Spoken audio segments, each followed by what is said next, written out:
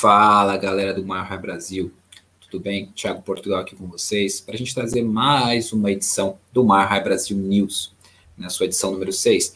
O Mar Brasil News é aquele seu compilado de notícias, tudo de forma um pouquinho mais mastigado sobre o que foi a semana do nosso time do coração, o Denver Broncos.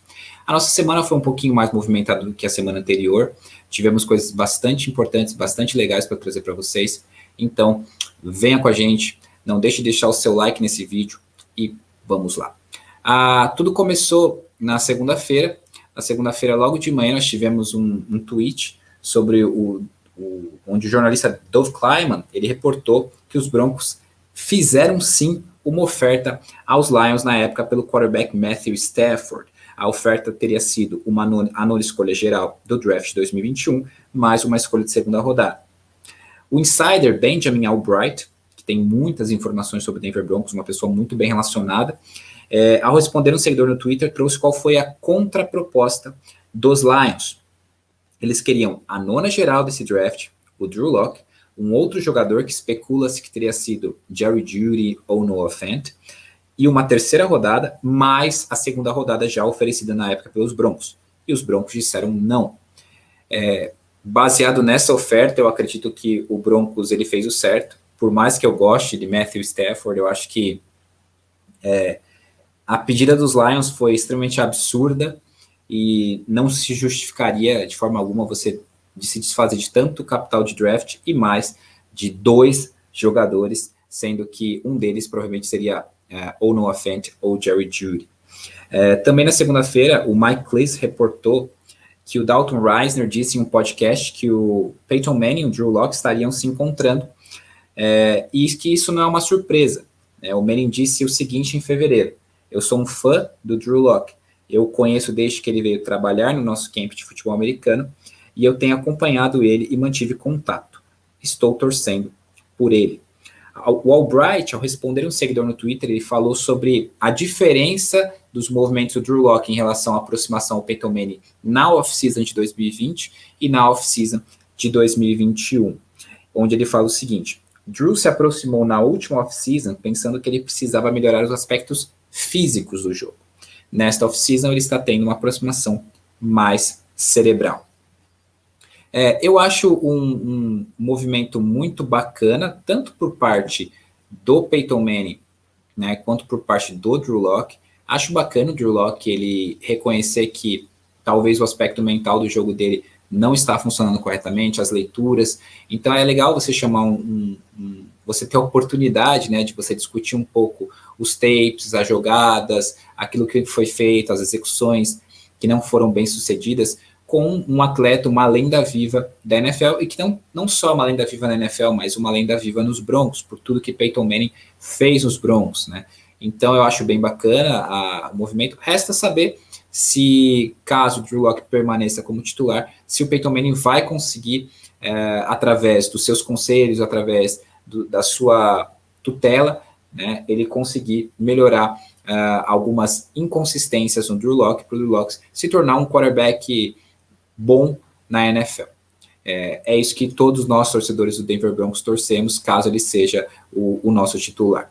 Também na segunda-feira, nós tivemos a informação por parte do Zach Stevens a respeito do contrato do nosso jogador que assinamos na semana passada, o Shamar Stephen. O contrato é de 1 ano, com valor total de $2 milhões. O Mike Lee trouxe os detalhes deste contrato, onde desses $2 milhões, $750 mil são garantidos. Desses 750 mil, 415 mil são um bônus de assinatura e 335 mil são salários. E o contrato ainda tem a previsão de pagamento de um bônus por jogo no plantel de $30 mil por jogo. Eu gostei bastante da estrutura do contrato.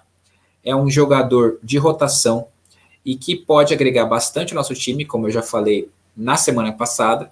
E essa questão do bônus que você tem por jogos, então isso faz o jogador querer cada vez mais, se dedicar cada vez mais. Então, achei um contrato muito bem estruturado, um contrato muito bem feito e fiquei bastante satisfeito. Aí nós vamos para a terça-feira. A terça-feira foi um dos dias mais movimentados na organização, principalmente porque os Broncos, através da NFLPA, eles soltaram um comunicado que eu vou ler para vocês aqui. Jogar na NFL é um sonho para os nossos jogadores que trabalham incansavelmente ao longo do ano para se apresentar no maior jogo da América. Com os programas de off-season começando em menos de uma semana e sem os protocolos adequados que permitam a nós jogadores a retornar com segurança, nós exerceremos nosso direito de não participar dos treinos voluntários da off-season. O Covid-19 permanece uma séria ameaça para nossas famílias e para nossas comunidades, e não faz sentido para nós, como jogadores, nos colocarmos em risco durante este período morto. Taxas de positivos em nossa cidade estão maiores do que estavam neste período ano passado, e nós sabemos que jogadores se infectaram nas instalações de clubes nas últimas semanas. Apesar de ter uma off-season completamente virtual no ano passado, a qualidade de jogo em toda a NFL foi melhor do que nunca em quase todas as medidas. Nós esperamos que os jogadores em toda a NFL trabalhem junto com o nosso sindicato, como nós fizemos para obterem todos os fatos para cada jogador poder tomar uma decisão informada. Essa foi a declaração dos atletas do Denver Broncos, que foi publicada pela NFLPA, que é o que? A Associação dos Jogadores da National Football League. É a organização trabalhista que representa os atletas que jogam na NFL. A partir dessa declaração, a gente dá para entender os dois lados. O lado das pessoas que defendem a declaração dos atletas do Denver Broncos, porque a questão do Covid é uma questão muito séria, então é totalmente compreensível eles não quererem voltar se eles sentem que os protocolos existentes não estão seguros. E também dá para entender aqueles críticos que inclusive trazem algumas declarações dos atletas do Denver Broncos no ano passado, onde eles falam que faltou entrosamento, o ataque era muito jovem, a falta da off-season complicou eles, então as pessoas falam que quanto mais oportunidades, quanto mais treinos eles estiverem juntos, mais fácil de você obter o entrosamento. Dá para você entender os dois lados, acho completamente compreensível realmente os dois lados. Baseado nessa declaração, nós tivemos alguns desdobramentos ao longo da terça-feira, né, onde o Mike Cleese, ele reportou que os jogadores dos Broncos votaram que eles não iriam aparecer para treino de condicionamento na segunda-feira, de acordo com o McManus, e o Ryan O'Halloran informou que os jogadores dos Broncos foram os primeiros a contactarem o sindicato sobre liberar uma declaração encorajando os jogadores a se afastarem dos treinos na off-season. Ele complementou que a expectativa era que mais times seguissem isso, e isso aconteceu. Os Broncos foram só o primeiro grupo de atletas. Nós tivemos depois o Seattle Seahawks, Detroit Lions, o Tampa Bay Buccaneers e vários outros times que os atletas decidiram não comparecer aos treinos voluntários na off-season. O Zach Stevens trouxe a informação de que alguns jogadores dos Broncos estão ok sobre o fato de estar nas instalações do time, eles só não querem se reunir em grandes grupos durante a pandemia. Por enquanto, os treinos voluntários, de maneira pessoal, não acontecerão. O Mike Cleese trouxe uma declaração do McManus, onde ele fala que terão outros times seguindo o exemplo aqui. Nós só estamos na vanguarda. O Mike Cleese ainda informou que o McManus ligou de manhã para o treinador Vic Fangio para notificá-lo sobre o voto dos jogadores em não aparecer na segunda para o início do programa de condicionamento da off-season. E realmente é aquilo que eu falei, o movimento aconteceu. Os Broncos abriram a questão dos pronunciamentos sobre não comparecer aos treinos voluntários. Posteriormente tivemos vários times que seguiram, né? Então é compreensível, dá para entender e dá para entender os dois lados. Uma coisa que eu li um tweet do Cody Work muito interessante, onde ele falou que bastava a liga ela ter feito um plano onde ela dividisse, por exemplo, os times em grupos, onde você teria, num dia, o grupo X de jogadores treinando, no outro dia o grupo X, porque o que os jogadores não querem é treinar com muitas pessoas junto, neste momento mais delicado, onde o Covid-19 ainda assola os Estados Unidos, apesar da vacinação massiva. Também na terça-feira, nós tivemos a informação, por parte do Albert Breer e do Zach Stevens, que os Broncos e os Jets estariam representados no segundo Pro Day do Justin Fields, em Columbus, né, na Universidade de Ohio State. Ambos tiveram os General Managers no primeiro Pro Day de Justin Fields semana passada. Ele ainda destacou que nesse dia o cornerback Shaun Wade estaria treinando. Um outro ponto legal para destacar sobre o Justin Fields é que eu acredito que ser bem factível que ele seja o quarterback que o George Paton mais goste. Porque nós tivemos no primeiro Pro Day do Justin Fields o George Paton e o Mike Schuller. E agora no segundo Pro Day, Pat Shurmur, juntamente com A.J. Durso.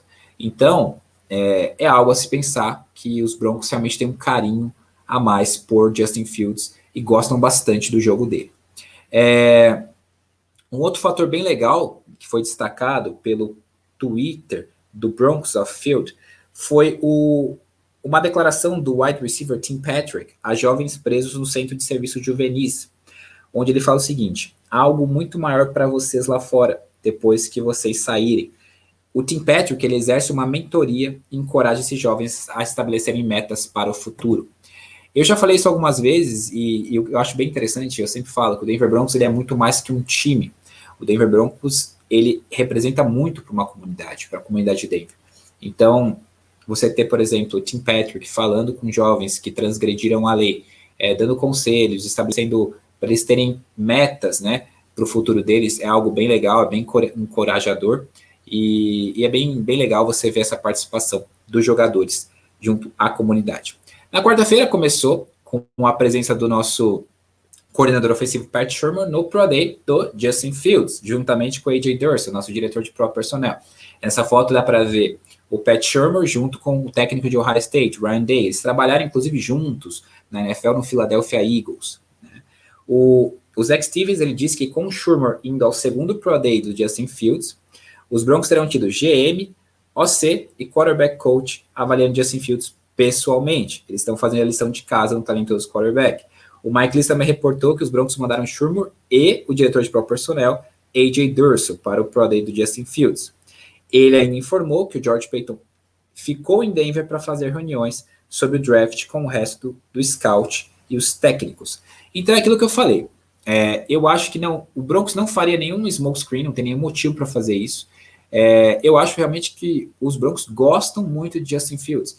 George Paton e Matt Shula foram no primeiro Pro Day, e agora Shurmur, juntamente com A.J. Durso, no segundo Pro Day do Justin Fields. Caso os 49ers não escolham Justin Fields, né, nós não sabemos o que os 49ers farão com a escolha número 3, acho bem factível que ele seja a opção dos Denver Broncos, e os Denver Broncos façam algum movimento para tentar selecionar Justin Fields. Também na quarta-feira foi reportado que, além do Pro Day de Justin Fields, o Pat Shurmur ele estaria no segundo Pro Day de Trey Lance, que vai ocorrer na semana que vem.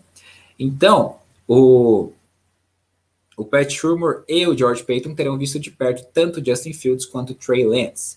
Então, a gente terá tido o Shurmur e o Shula, o George Paton, no Pro Day desses dois atletas. E é aquilo que eu falo, eu acho que não só o Justin Fields é um atleta que o Denver Broncos gosta, mas é o que eles gostam também bastante do Trey Lance.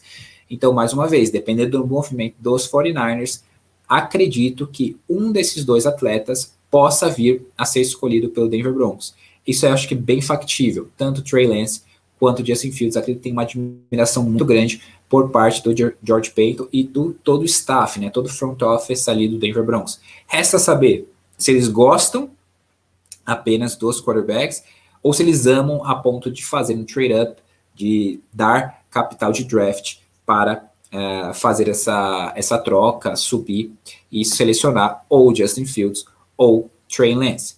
Também na quarta-feira, né, foi reportado que o James Palmer reportou que o James Palmer, né, reportou que os Broncos terão um evento de vacinação em massa daqui a uma semana e estará disponível para todos os jogadores, técnicos, staff e familiares adultos. Isso é algo que vinha sendo trabalhado por um tempo, segundo o entendimento do próprio James Palmer. O Mike Leach confirmou que a executiva dos Broncos, Brittany Bowlen, né, uma das herdeiras de Pat Bowlen, tem trabalhado em um programa de vacinação para todos os empregados do time por semanas. Serão 2 doses da vacina da Pfizer que foram já agendadas. E isso deve aliviar as preocupações dos jogadores em participarem do programa da off-season. O Zach Stevens confirmou que os Broncos darão a seus jogadores, técnicos, staff e familiares a oportunidade de receber a vacina, sendo a primeira dose em 21 de abril de 2021, ou seja, semana que vem.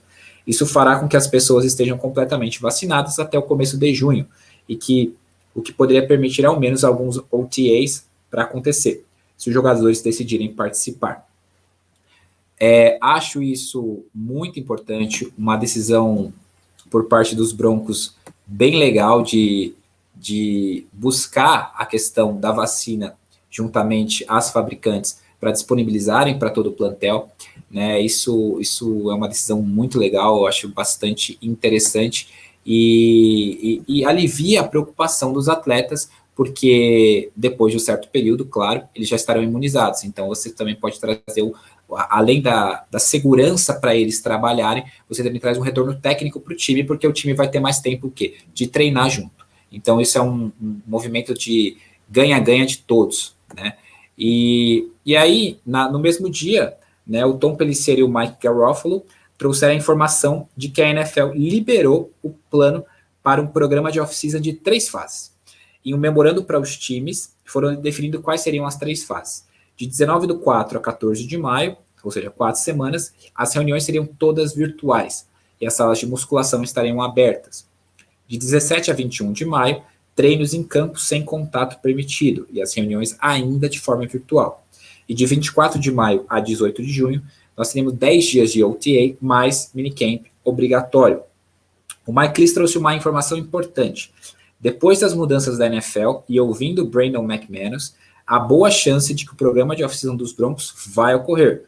Pode não ter 100% de presença, sempre, né? Mas suficiente para treinos do time. O Mike Leach e o Zach Stevens, eles trouxeram alguns trechos da entrevista concedida pelo Brandon McManus, do qual a gente destaca 3 trechos. Onde o McManus primeiro fala, é voluntário, mas o que nós queríamos fazer com nossa declaração original era fazer isso a partir de um ponto de vista do time. Eu não acho que é algo que não possa ser revertido.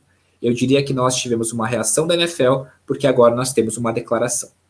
McManus disse que ele e os jogadores dos Broncos podem querer mudar a posição deles e não ir aos treinos de off-season presencialmente, se houver mudanças nos protocolos e medidas de segurança.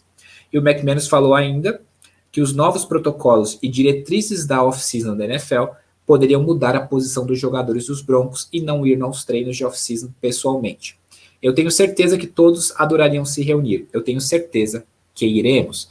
Então, aquilo que eu falei, tudo começou na terça-feira, né, onde os Broncos tiveram esse primeiro pronunciamento e foi desdobramento ao longo da semana com a informação de que os Broncos iriam fazer uma vacinação em massa, a mudança de protocolos por parte da NFL e, consequentemente, as declarações novas de Brandon McManus dizendo que o time pode reconsiderar baseado nessas novas informações que eles receberam.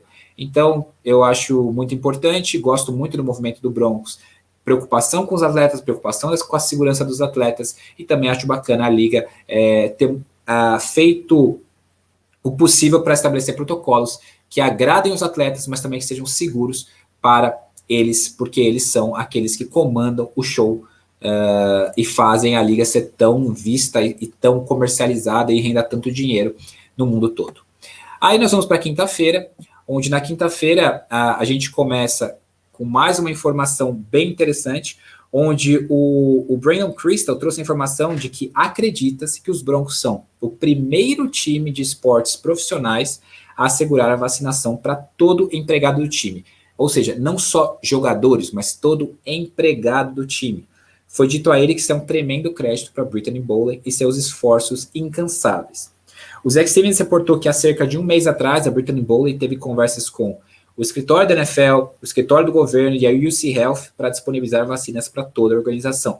Ela liderou o processo. Cada pessoa da organização dos Broncos terá a oportunidade de ser vacinado na próxima quarta-feira. O McManus ele deu mais uma entrevista, onde eu destaco 2 pontos, os quais foram trazidos pelo insider Brandon Crystal. O McManus disse que é fantástico que os Broncos asseguraram vacinas para toda a organização. Ele disse que não tinha certeza quantos jogadores aproveitariam a oportunidade na quarta-feira, porque eles não estavam na cidade e alguns jogadores já foram vacinados. E ao falar sobre reconsiderar o não comparecimento aos treinos pessoalmente na off-season, ele fala, agora que os Broncos nos enviou o plano deles e a Liga mandou o plano deles, vamos conversar sobre isso com nossos companheiros de equipe e partir daí. O Zach Stevens, ele Eu acho bastante interessante, né, essa questão da vacinação, porque eu falei, tudo começou no desdobramento de terça-feira, e nós tivemos ali o plano que foi estabelecido na NFL na quarta, o Broncos com a questão de comprar as doses revelado na quarta-feira, essa informação na quinta de que nós teremos o primeiro time profissional a vacinar todo o time, é uma coisa espetacular, porque você não vai só nos atletas, você vai vacinar todos os funcionários, todos os familiares. Isso mostra como a organização Denver Broncos se preocupa com a pessoa, com o seu funcionário, com o seu atleta. Isso é muito bacana. Também ontem nós tivemos duas informações, onde o Zach Stevens informou que o Mike Garofalo reportou que os Broncos têm recebido interesse de times por Deshaun Hamilton, nosso wide receiver. O Garofalo disse que ele acredita que os Broncos podem mover o Deshaun Hamilton pelo preço certo.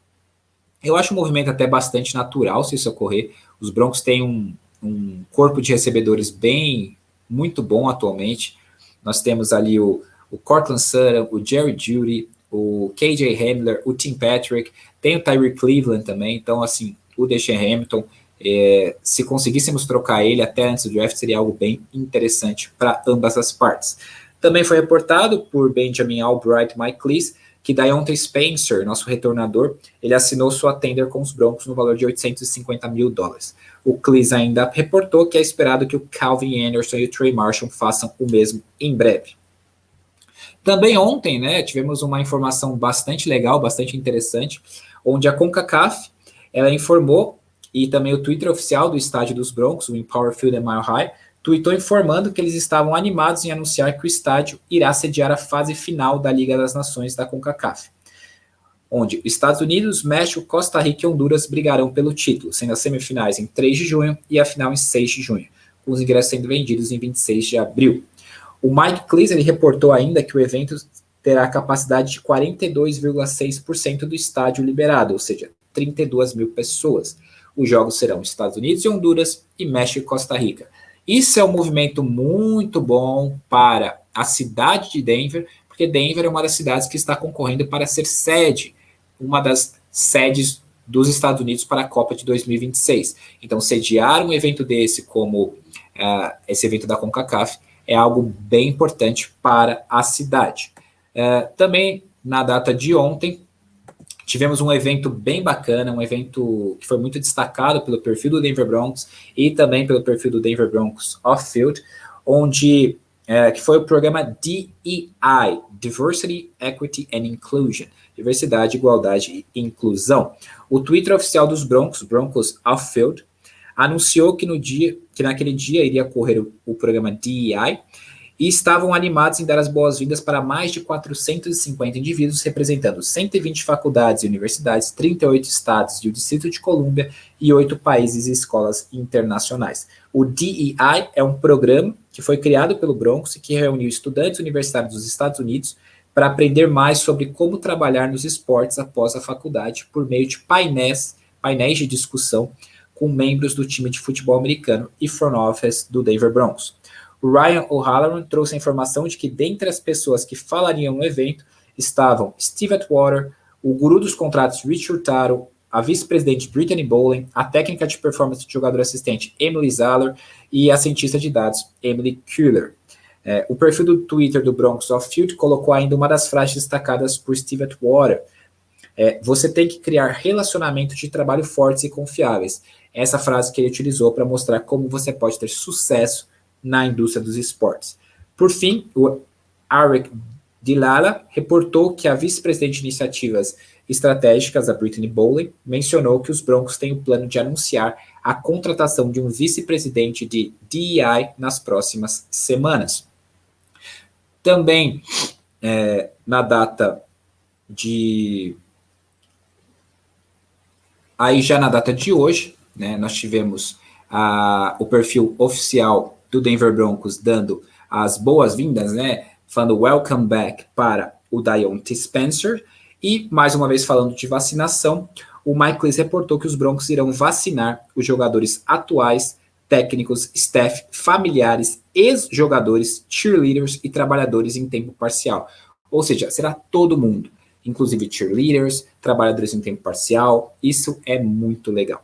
O Zach Stevens também reportou que este fato destacou papel da Brittany Bowlen, inclusive convidando ex-atletas a tomarem a primeira dose da vacina da Pfizer na organização na próxima quarta. Ele destacou isso como movimento de primeira por parte da Brittany Bowlen.